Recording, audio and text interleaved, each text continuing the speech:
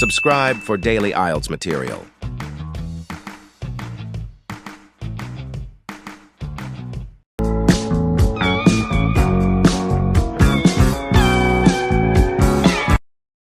The test is in 4-part, Part 1, Part 2, Part 3, and Part 4. Now look at Part 1. Part 1. What have you been up to? I've just been to a tutorial.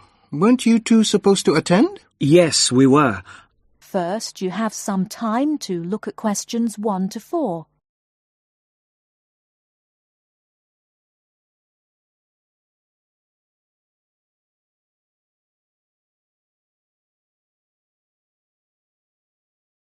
Now we shall begin. You should answer the questions as you listen, because you will not hear the recording a second time. Listen carefully and answer questions 1 to 4. Hi there, Sang-min. What have you been up to? I've just been to a tutorial. Weren't you two supposed to attend? Yes, we were. But I had an essay to finish and Julianne offered to help. Did we miss much? Well, I thought it was quite interesting. It was all about spending habits among undergraduates. It was based on recent research done by a PhD student studying behavioral psychology. Oh, yes. I remember being interviewed by him about what I usually spend my money on. And what did you say? Well, most of my money, probably around 75%, goes on basic living, paying rent, food costs, and of course, university fees. I'm the same, except my food bill is higher. We are all in the same boat here. Virtually all my money goes on that too, but I also spend a lot of money on textbooks, between 100 and 120 pounds a month, usually more. Realistically, it's closer to 150 pounds. That explains why you get such good marks. Another aspect of the interview was students' use of credit cards, with a particular focus on how students manage these. In my case, not very well. I always end up spending more than I plan to. It's too easy to use. Surely that must be the point, that students are given credit cards too easily before they've learned how to use them. And the number of credit cards some students get, it's frightening. The average is about 3 cards. Not only cards. Students need to learn how to manage money too. And this is what the interviews meant to find out.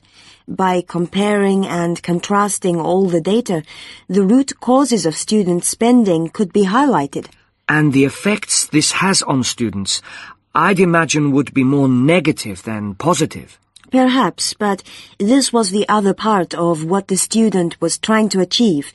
You also need to study the effects to find answers.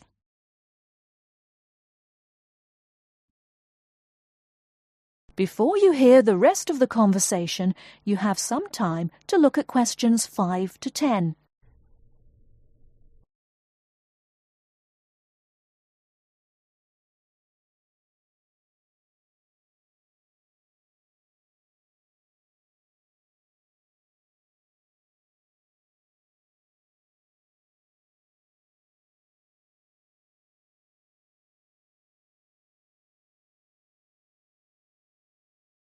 Now listen and answer questions 5 to 10.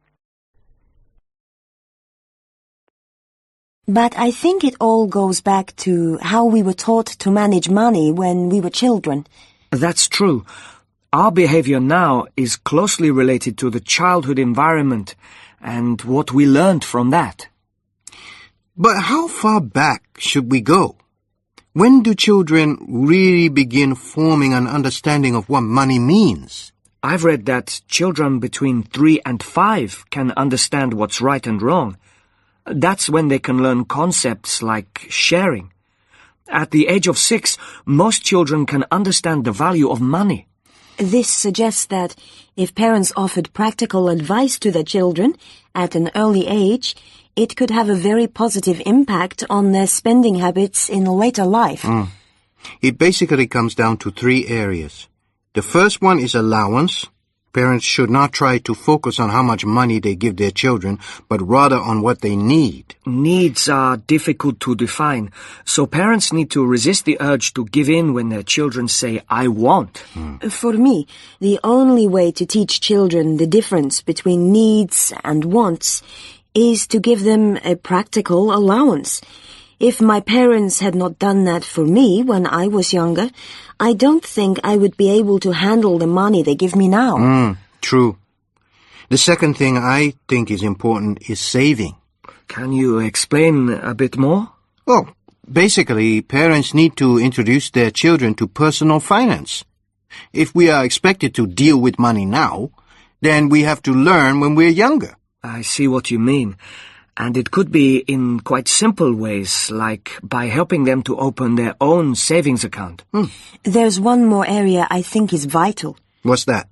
It's buying. We spend excessively on credit cards because we don't know how to control money. We almost need to learn how and what to buy, which is why parents should allow their children to participate in this. If they want something expensive, like a new pair of trainers, then they could be encouraged to save a bit of their allowance. And parents could also promise to help by saying that they will pay the rest if the child, at the end of their period of saving, still does not have enough.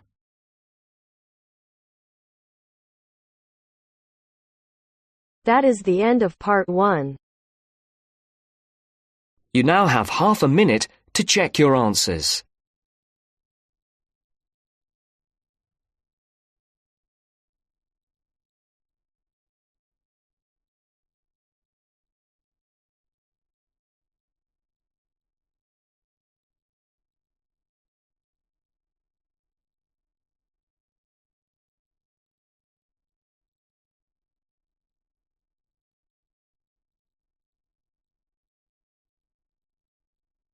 Now turns to part 2. Part 2. You will hear a male student talking to a union representative about placing an advertisement to sell a laptop. First, you have some time to look at questions 11 to 15.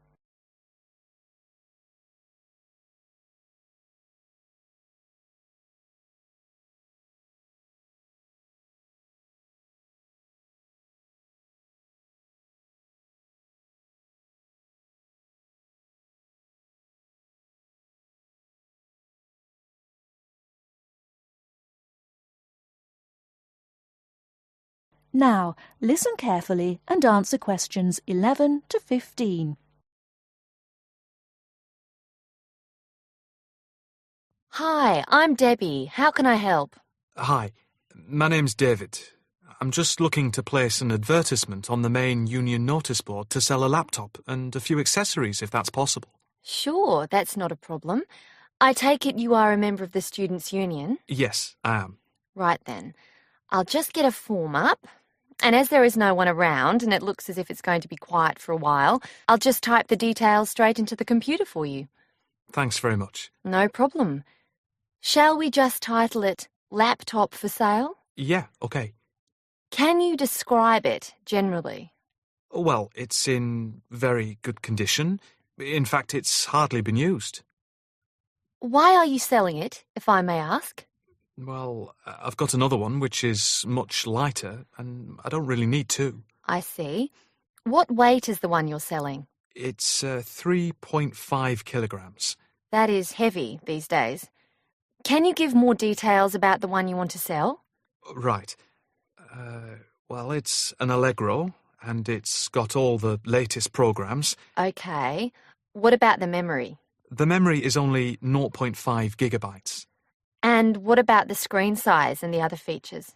Oh, well, the screen is, well, let's see, it's 37.5 centimetres with a standard-size keyboard and a touchpad. But I've got a cordless mouse that I can put in with it if necessary. Well, some people don't like using a touchpad. What about ports or holes for attaching things to the laptop? It's got 2 ports. More modern laptops have more than 2 ports for all the extra attachments. They do. Let's see, what else is important?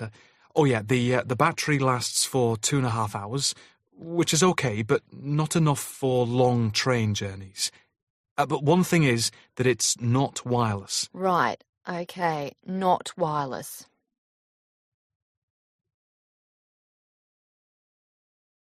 Before you hear the rest of the talk, you have some time to look at questions 16 to 20.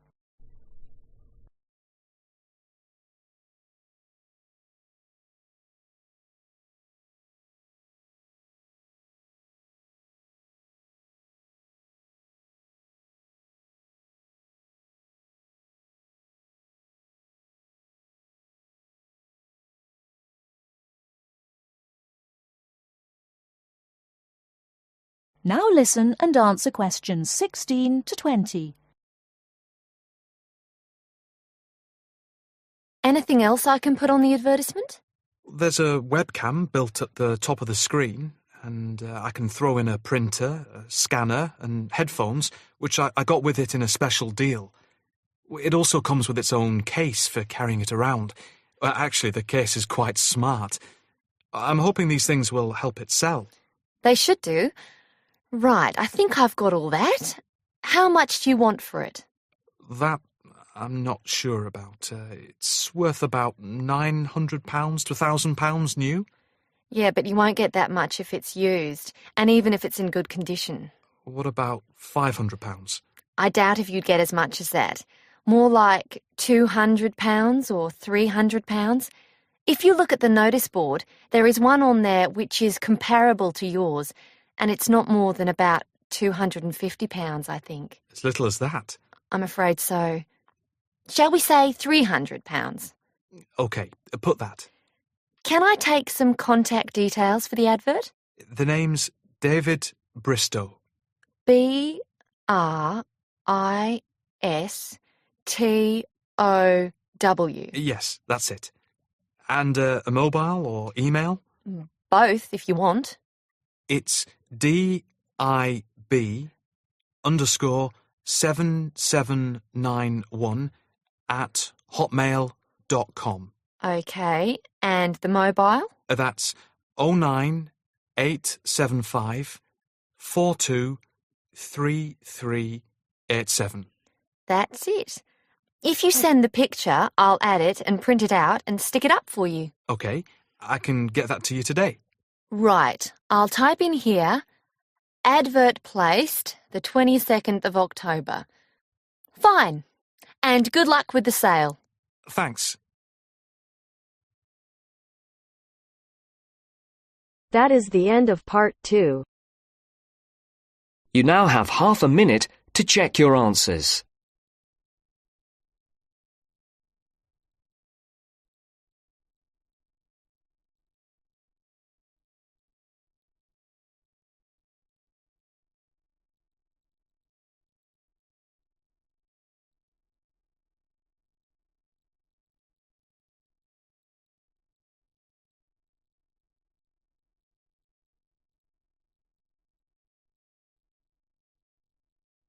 Now turns to part 3.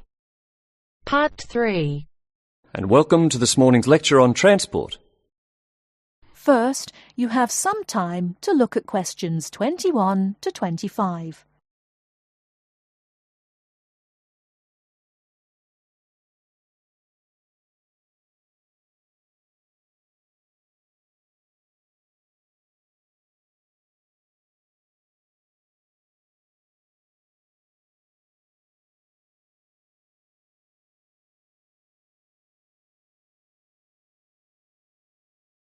Now listen carefully and answer questions 21 to 25.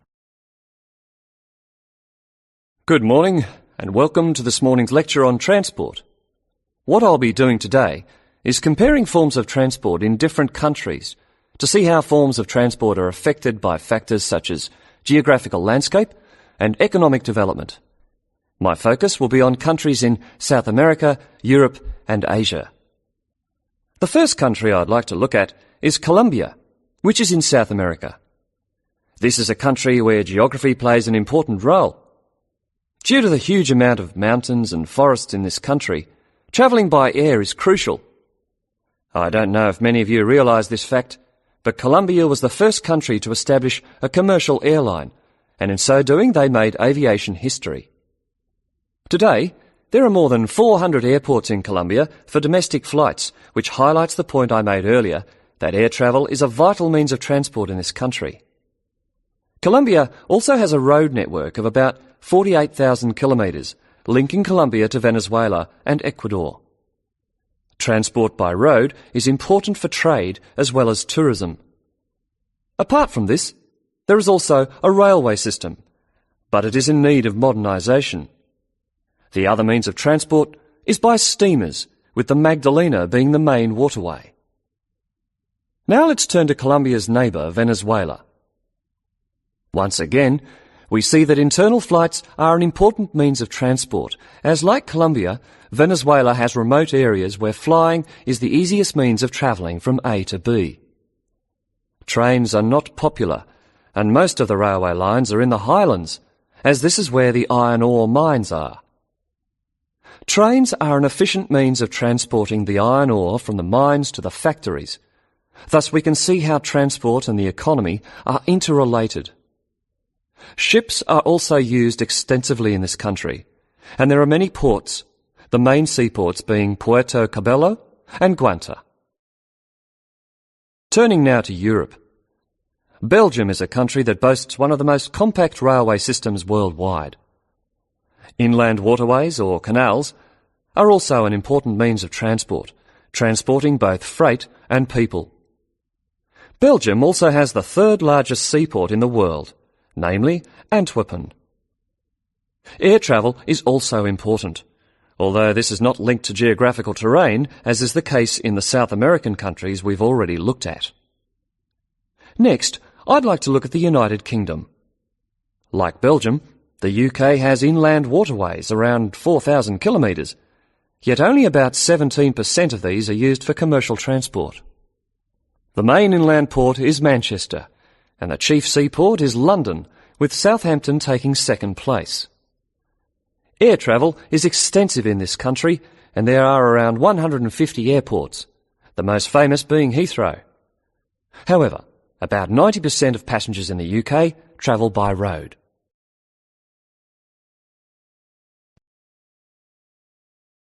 Before you hear the rest of the talk, you have some time to look at questions 26 to 30.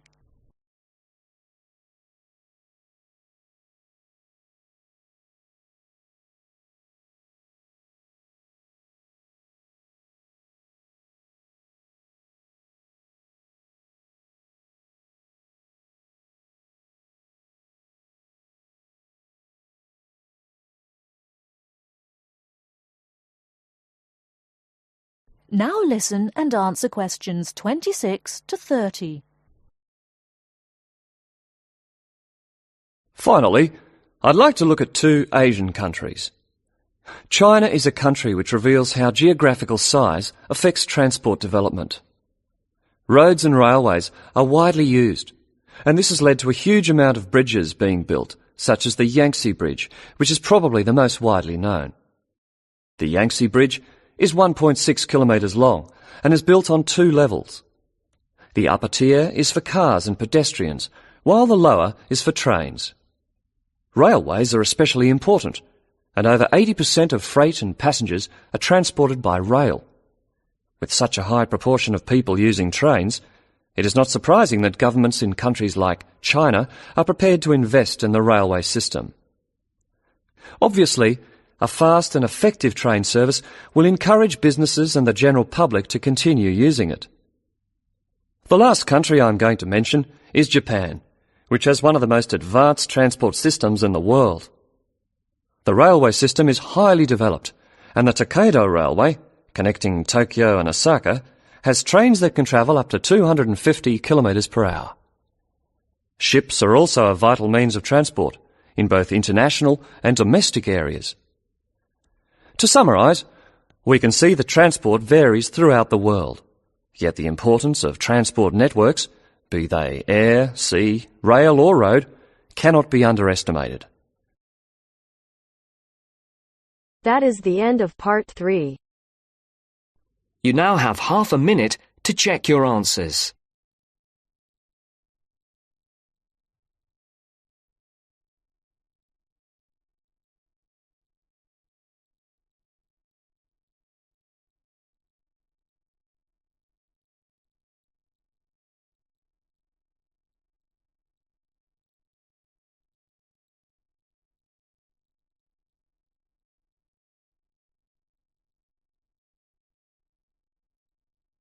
Now turns to Part 4. Part 4. You are going to hear a lecture about the geographic information about Australia. You now have some time to read questions 31 to 40.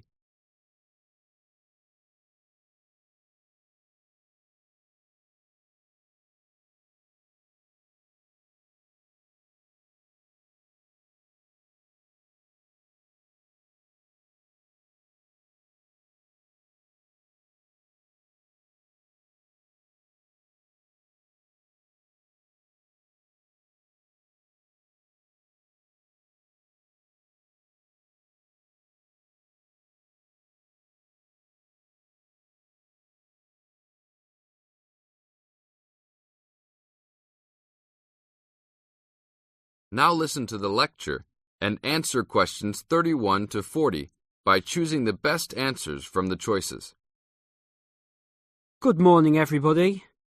We'll continue to look at Australia, and today look at one of its greatest natural challenges, water for the agricultural sector. As the only nation to occupy an entire continent, Australia has a unique environment, with much of it very flat and dry. One notable feature of the Australian continent is that it is the lowest of the continents. The average elevation is less than 300 metres, compared with the world's mean of 700 metres, and its highest mountain is only 2,228 metres, so it is overall a very flat country. It is also dry. In fact, Australia is the driest, after Antarctica, of the continents. Yet Australia has extremes of climate and topography. There are rainforests and vast plains in the north, snowfields in the southeast, deserts in the centre, and fertile croplands in the east, south, and southwest. And Australia contains some of the wettest areas on Earth. In western Tasmania and on the northern Queensland coast, but half of the continent has an annual rainfall of less than 300 millimetres each year, and only 20% has more than 600 millimetres each year. A major problem is that the limited water resources do not match up with where water is consumed. The major water resources are in northern Australia and Tasmania, whereas most of the agriculture and people are in southeastern mainland Australia. The agricultural sector is the largest consumer of both self-extracted and main-supplied water, using over 70% of total net water consumption. Electricity and gas supply and water, sewerage and drainage services use notable amounts of self-extracted water. However, net consumption in the household sector is the lowest, just 8% of total net water used. Australia's water use increased by 25% over the decade between the mid-1980s and mid-1990s. Much of this increase was due to irrigated agriculture, which, as noted earlier, accounts for over 70% of national water demand. Since the mid-1990s, the growth and profitability of irrigated agriculture has outstripped the dryland agriculture sector. Irrigated commodities contributed almost a third of total farm exports in the mid-1990s. The results of a special government report in 2000 showed that if today's water use arrangements continue, the water needs of the rural industries will outstrip water availability by about 2020. Irrigated agriculture, Australia's major water-using sector, would be seriously affected by the shortfall. And although groundwater underlies large areas of Australia, it accounts for only 4% of water use. So, clearly, apart from water for households, which mainly comes from dams or rivers, It is the rural sector where efforts towards water conservation are particularly directed. In this sector, the largest consumers of water are the meat and wool industries. One of the major problems in considering sustainable agriculture is the large amounts of irrigated water used to produce these products. Some of the crops, such as wheat, maize, and soybeans, also use a lot of water. Furthermore, many crops are grown in dry areas, where up to half the available water evaporates from the soil surface or seeps down too low into the ground for the plant roots to reach it. Well, that's all we have time for this morning. You will be able to do further study on this topic in the library, and I have a handout here with references for those who want to come out to the front to collect it. Next week, we'll look at outback farming and... That is the end of part 4. You now have half a minute to check your answers.